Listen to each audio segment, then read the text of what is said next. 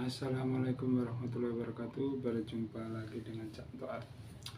Nah, di sini saya mau membawakan sebuah cerita yang dikirimkan dari Mas Kodir dari Singosari Malang, ya, mengenai sebuah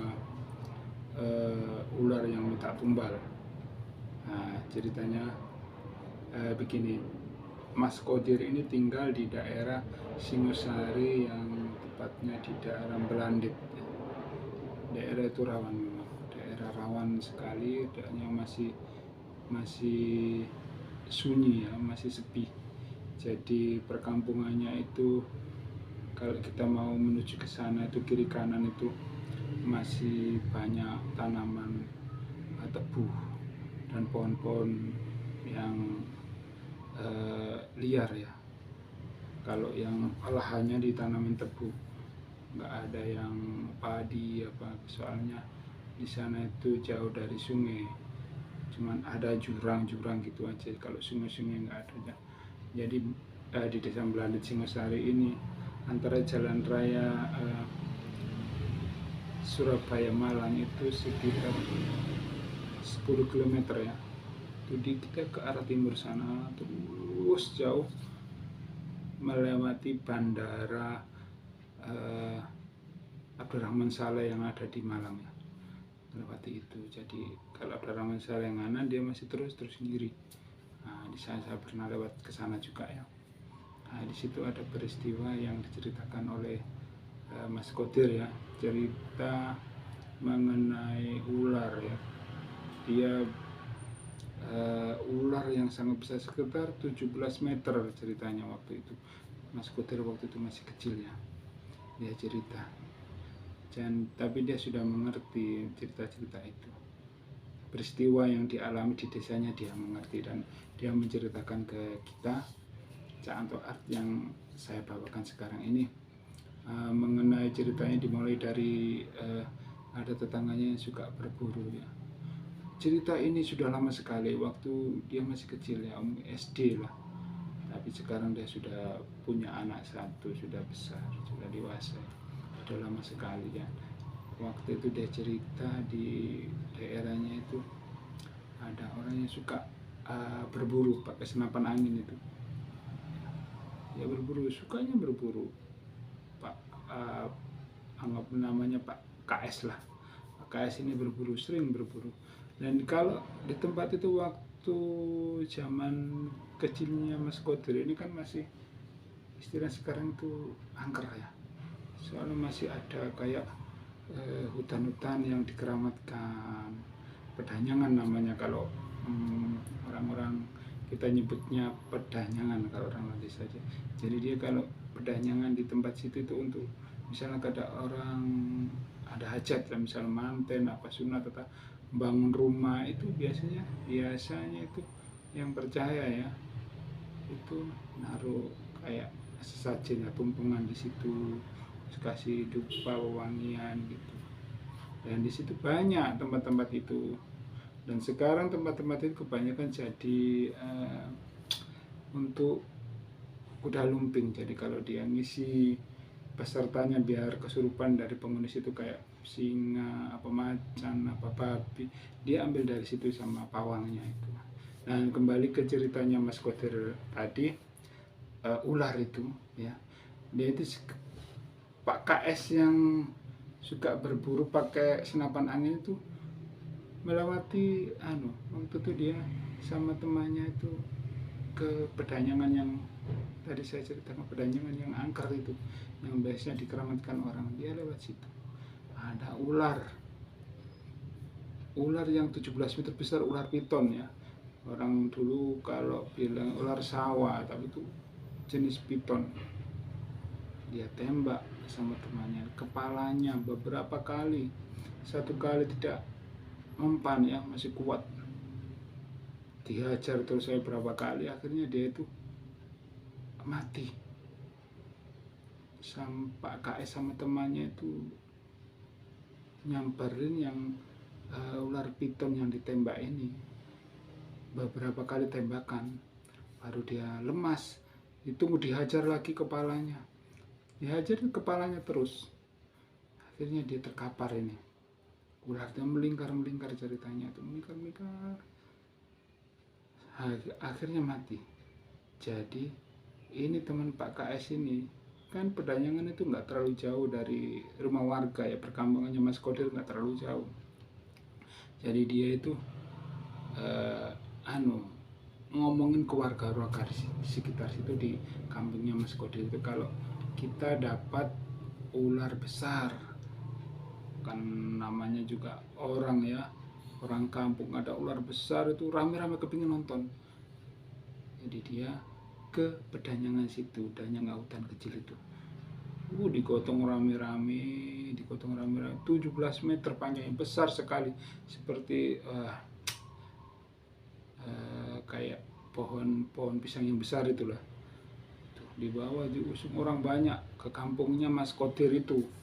Jadi di situ disembelih sampai dagingnya itu dapat berapa bak gitu, kata 5 bak, pakai besar segini itu, 5 bak, saking besarnya ular 17 meter. Kalau zaman sekarang sudah viral ini, dimasukkan ke YouTube, dimasukkan ke internet ya, 17 meter. Jadi 5 bak itu penuh, dibagi-bagikan sama warga itu. Dan waktu dibagi-bagikan ini ada yang kesurupan. Ada salah satu orang anak-anak yang kesurupan, dia ngamuk, katanya dia sudah dibunuh ya, ditembak sama Pak KS ini. Dia minta tebusan. Orang pada semua pada ibarat sudah takut ya, kada orang kesurupan kan dipanggilkan paranormal lah, ditanya-tanya, ngamuk-ngamuk, dia minta tumbal. Lah tumbalnya ini setelah ditanyakan minta apa, paranormal bilang begitu, terus dia nyeloteh, tak ngomong ngawur kayak orang ngawur. Dia minta tumbal sepasang mata ibu hamil, sepasang mata ibu hamil dari desa situ, desanya Mas Kodir.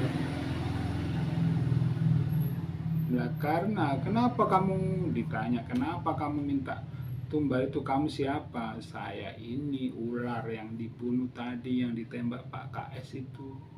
Akhirnya warga itu ya agak marah juga sama Pak KS karena takut dengan omongannya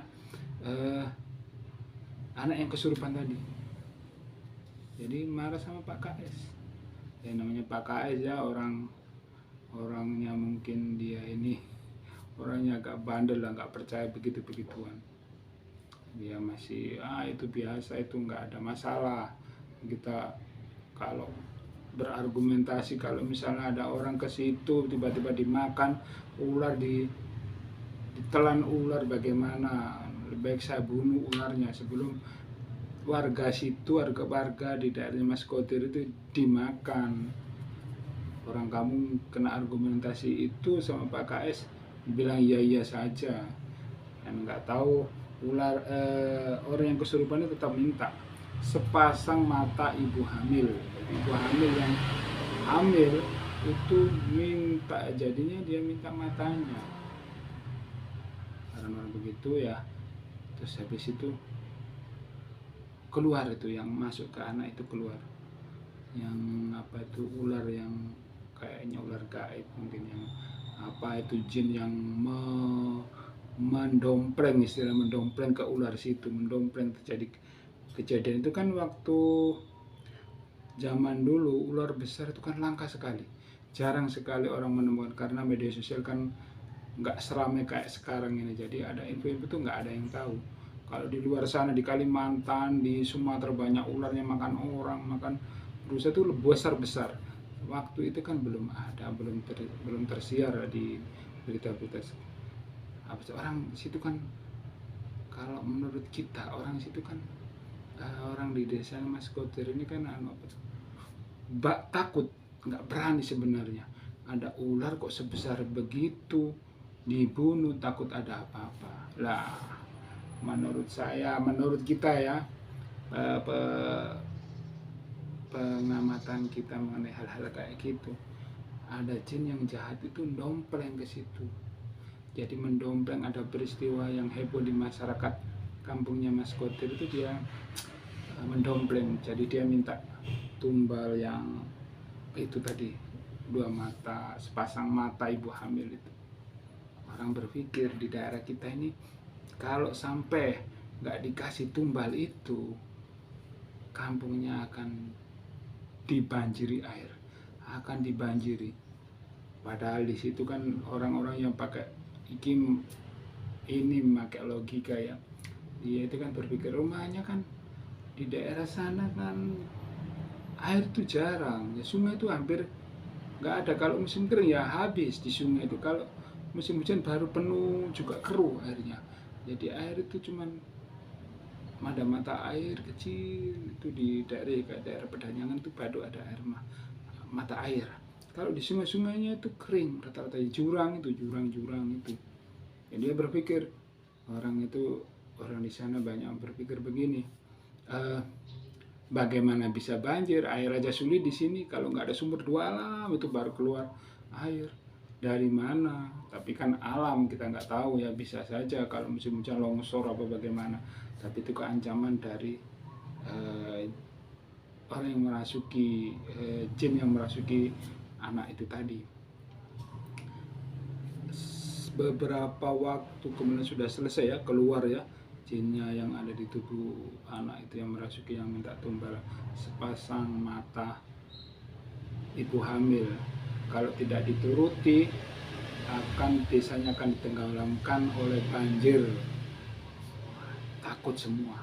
Tapi siapa yang mau matanya diambil untuk korban tumbal permintaan jin yang merasuk itu, nggak ada yang mau ya, disepakati nggak ada yang mau, biarkan saja ditungguin. Otomatis di situ kan kalau orang desa banyak paranormal, orang-orang pintar, orang-orang yang ilmu kebatinan, dia mungkin dengan ilmunya dia komunikasi langsung.